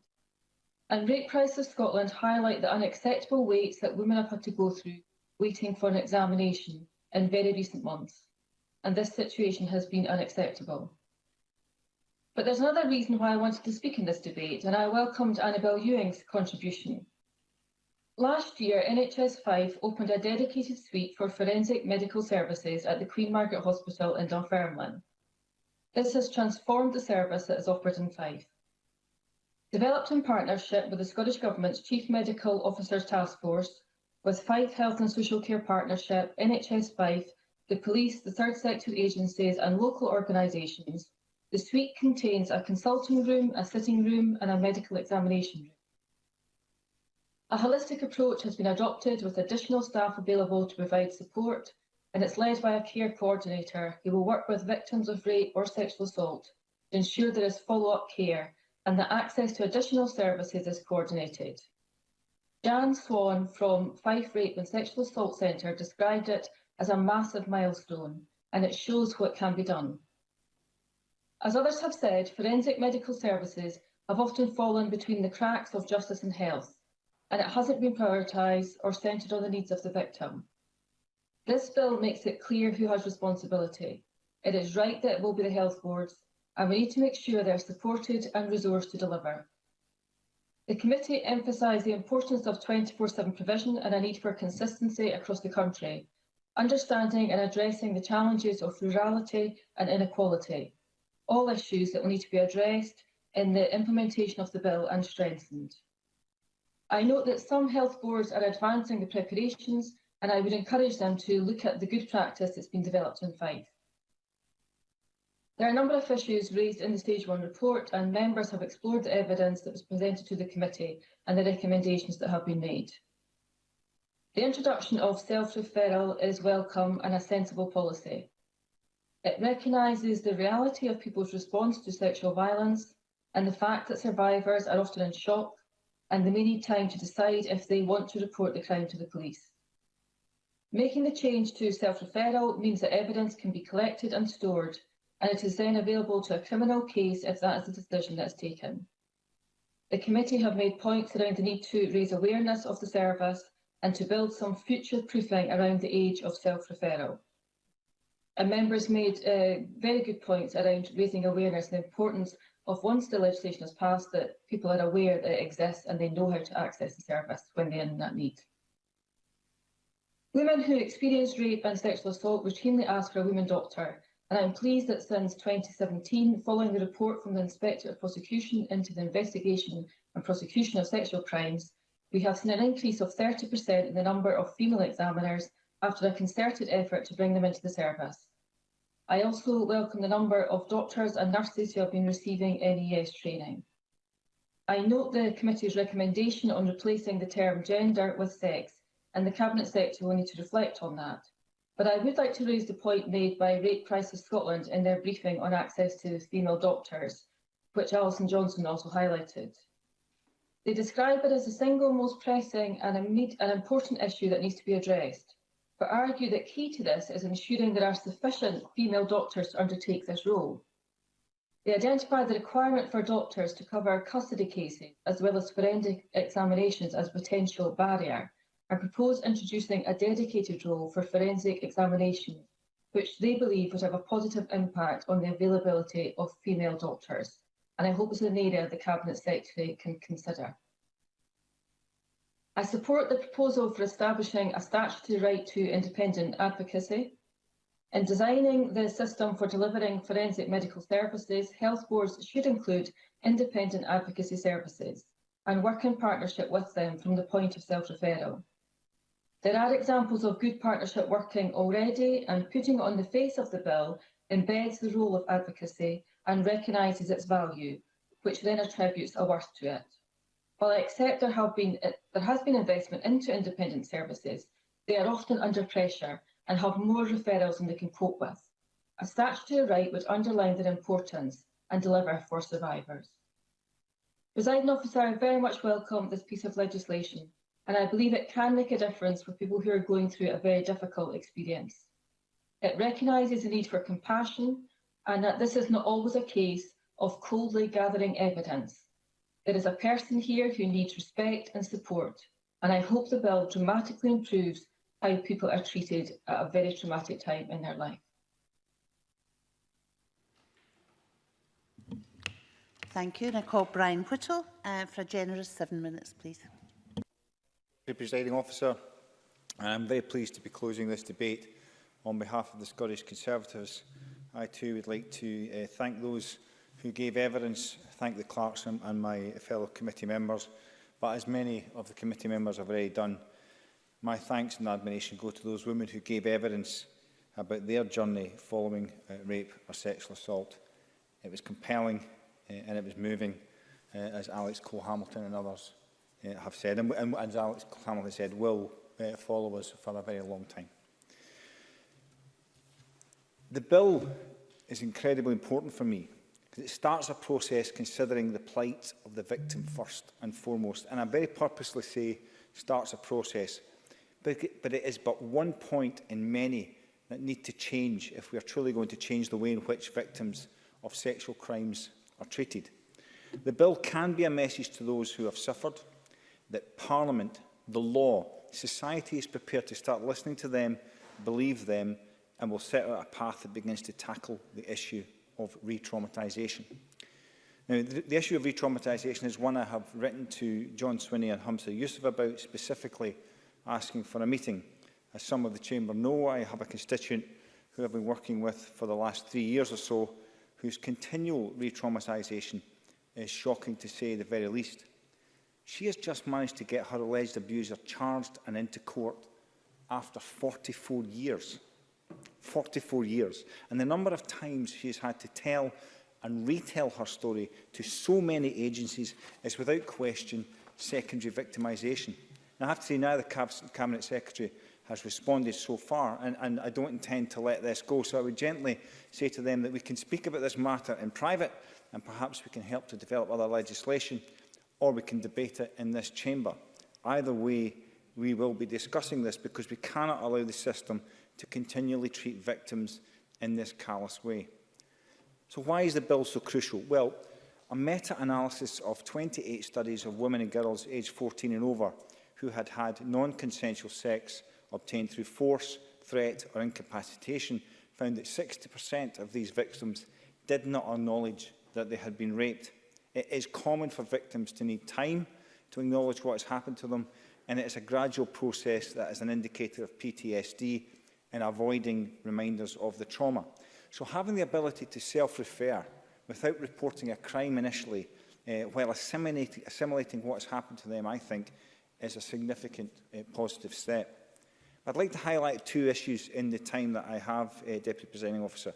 First, the debate around record-keeping and retention of samples. I have to start by saying that I thought during the evidence session, the Cabinet Secretary's admission that at least initially, records would be kept in a paper format, I think is quite incredible. I don't understand how that would hamper the ability to cross-examine data. I mean, what century are we actually living in? But that aside, I would like to discuss the arbitrary timescale for destruction of evidence being set at 2 years and 2 months. And we looked at retention of samples. Many respondents called for consideration to be given to the length of retention period.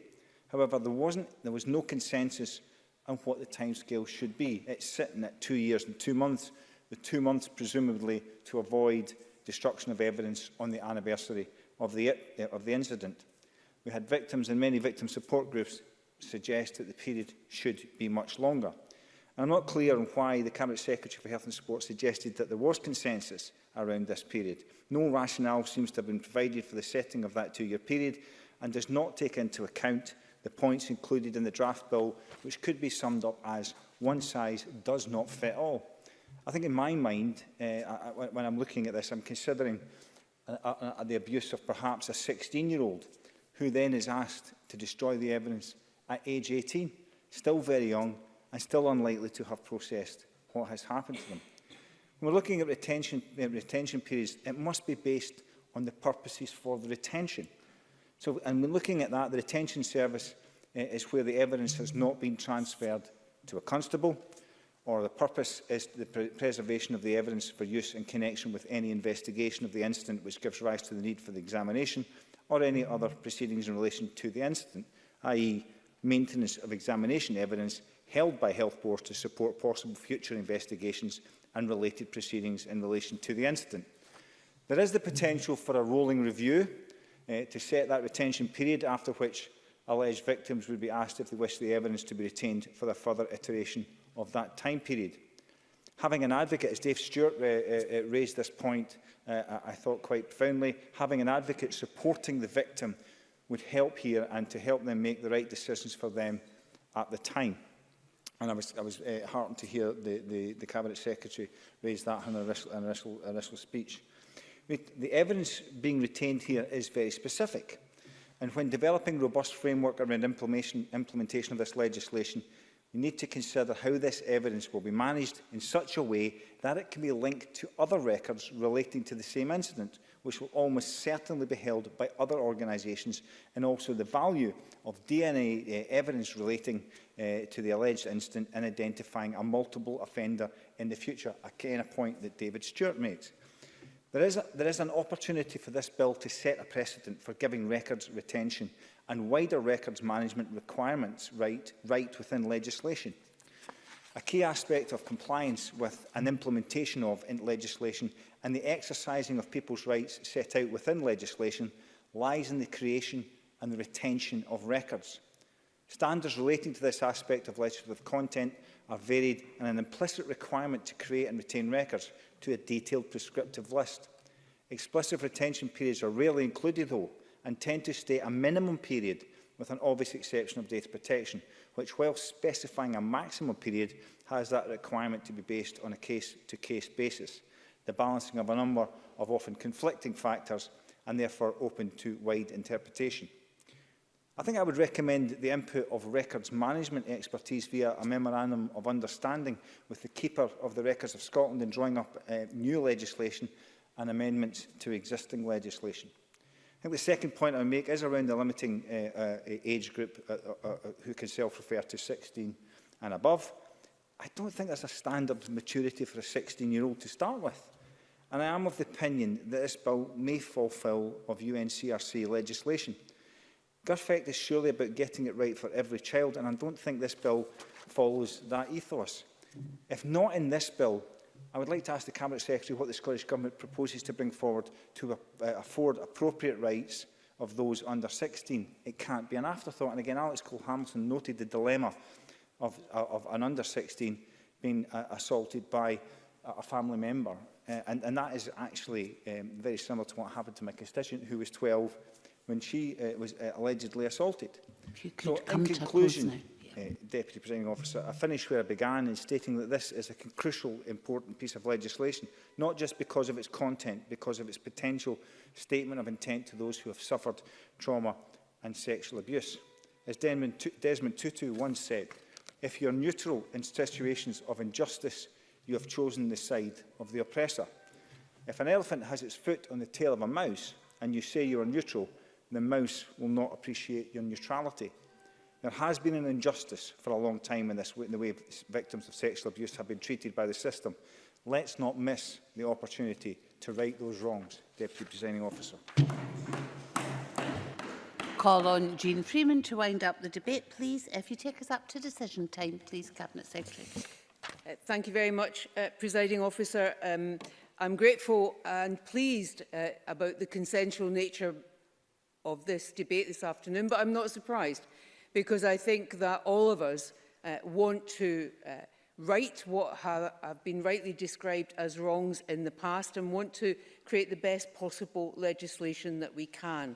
I hope that any survivors who are following this debate and the organisations that support and represent them welcome the support that we have seen across the Chamber, across parties and committees. Ultimately, the bill is intended to improve the experience of victims and consign to the past those practices that did not put victims' healthcare and recovery front and centre of forensic medical services. I'm sorry, Mr Stewart, no, I have a very great deal to get through, including answer some of the points that you've made. It's important to recognise, though, that this bill is one part, certainly an important part, but one part of a whole suite of work that is underway, led by that task force since 2017, that has significantly improved many of the aspects that we are trying to address, some of which members have already commented on, not least the fact that we now have significantly improved facilities, and that the days of being examined in police stations is now over. There has been full debate on our position on Stage 2 amendments, and I've listened very carefully to all the points that have been made, noted them all down. We do want to deliver the best bill possible, and I've not closed my mind to any of the suggestions that have been made that might improve and clarify the bill in its remaining parliamentary process. If I can address some of the points, and I hope members will forgive me if I don't have the time to touch on all of them.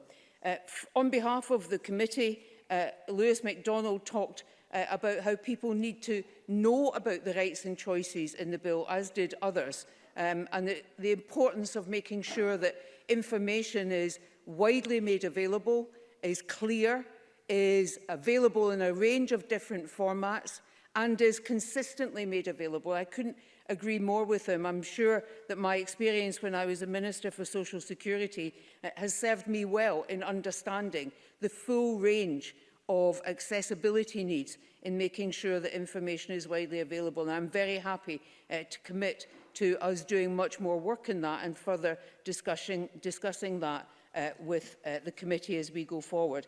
They also made the point, as the committee did, about having trauma on the face of the bill. A healthcare focus on trauma-informed care is already legislated for on the face of the bill, but I have no particular reason not to want to discuss this further with the committee and would be happy to do so.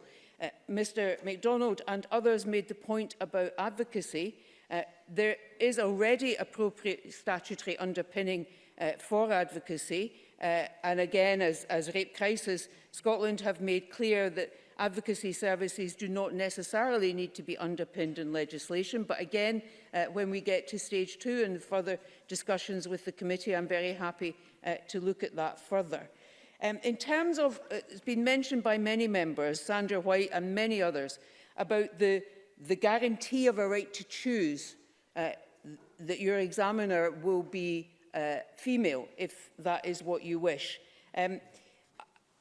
I made the point in my opening remarks about the increase in the number of women doctors who are now trained and ready, up to 60%, 61%, which is a considerable increase of 30% since this work began.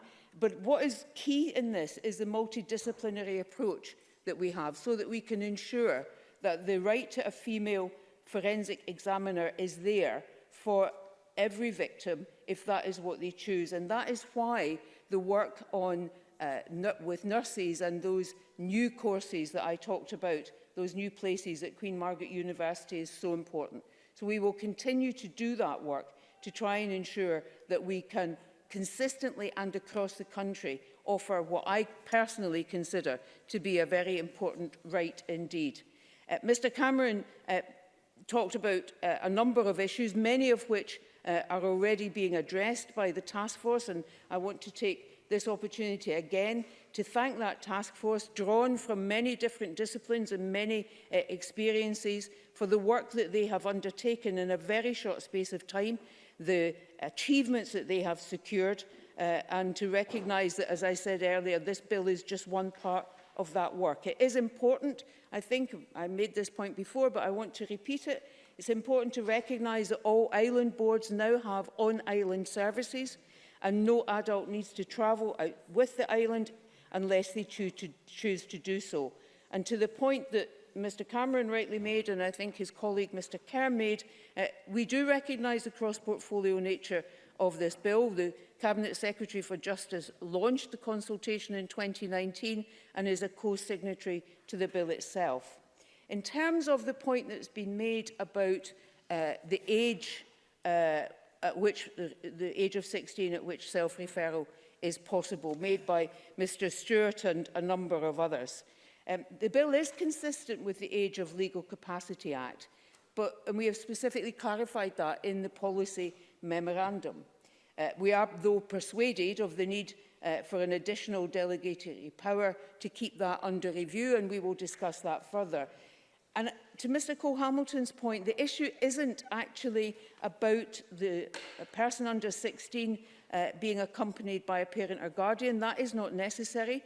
The issue is about, and I think it was touched on by Ms Mitchell, the issue is about whether or not clinicians would be obliged to report sexual assault in a young person under 16 as is current practice, and how we can look at whether or not there are any ways around that or what else we might do. And that is why the Children and Young People's Pathway is one of the many reasons why that pathway, in which Children First is a key contributor, is so important, to we look and see how we can bring these two together. We've also, I should say, for Mr Cole-Hamilton's benefit, published an Island Communities Impact Assessment, which was welcomed by his colleague, Mr MacArthur. Final point, I think, from Mr Kerr was about the finances. And he made very important points about you can pass legislation, but you actually need to be sure that you can implement it. You have my personal assurance, Mr Kerr, that I am not interested in legislation unless I can be sure that we can implement it. I see no point otherwise. And in my opening statement, I made the point about the additional resources that have been given to health boards in order to ensure that they can do that and they can put in place those services. Although, of course, we do have to be very sure, which is where Health Improvement Scotland, quality indicators and the monitoring of all of that, that those services are actually delivered and they're delivered to the level that we require. In terms of the integrity of the justice system, the Crown Office and Procurator Fiscal Service is involved in the task force. And Ms Harper made a point, as did Mr Whittle. In terms of securing the evidence, it will be the Lord Advocate who will approve the final protocol on how we secure evidence and what the processes are for that. And on the retention of evidence, we are currently consulting on a timescale that will have survivor input to make sure that we can get that right. So, Presiding Officer, in conclusion, there have been many important points made in this debate. I'm really grateful to members for the thought that they have given to this, for the points that they've raised. We will take them all away. I look forward to the further constructive discussion that I will have with the committee, but equally with other members if they wish to take me up on that offer. Rape and sexual assault is one of the very worst experiences that any one of us can face in our life, and its impact lasts. There is no question about that. This bill is one part of the work that we have to do to ensure that we put the victim first in all of this. We look after their healthcare, their trauma and their recovery as best we can. We will not do that alone. We will do it with many partners across the public sector and the third sector itself. But always we need to listen to the views of the victims and the survivors and the organisations that represent them. And I hope that as we move forward, I know this Parliament will stand as one Parliament to endorse this bill today, and I very much look forward to the Stage 2 proceedings, where we will continue to further improve what is already, in my view, a very good start to a piece of legislation. Thank you. That concludes the debate on Forensic Medical Services Victim of Sexual Offences Scotland Bill, and we'll move on to the next item of business. And the next item of business is consideration of motion 22654 in the name of Kate Forbes on a financial resolution to Forensic Medical Services Victims of Sexual Offences Scotland Bill. And I invite Ben McPherson to move the motion. Formally moved, Presiding Officer. Thank you. And this question will be put at decision time. The next item of business is consideration of business motion 22917 in the name of Graham Day on behalf of the Parliamentary Bureau, setting out changes to next week's business. Any member who wishes to speak against the motion should press the request to speak button now. And I call on Miles Briggs to move the motion. Formally moved. No member has asked to speak against the motion. Therefore, the question is that motion 22917 be agreed. Are we all agreed? Yes. The next item of business is consideration of Parliamentary Bureau motion 22913 on parliamentary recess dates. And I ask Miles Briggs on behalf of the Parliamentary Bureau to move the motion. Formally moved. The question on this motion will be put at decision time, to which we now come. There are 3 questions to be put as a result of today's business, and the first question is that motion 22884 in the name of Jean Freeman on the Forensic Medical Services Victims of Sexual Offences Scotland Bill be agreed. Are we all agreed? Yes. The motion is therefore agreed. And the next question is that motion 22654 in the name of Kate Forbes on financial resolution Forensic Medical Services Victims of Sexual Offences Scotland Bill be agreed. Are we all agreed? Yes. The motion is therefore agreed. And the final question is that motion 22913 in the name of Graham Day on parliamentary recess dates be agreed. Are we all agreed? Yes.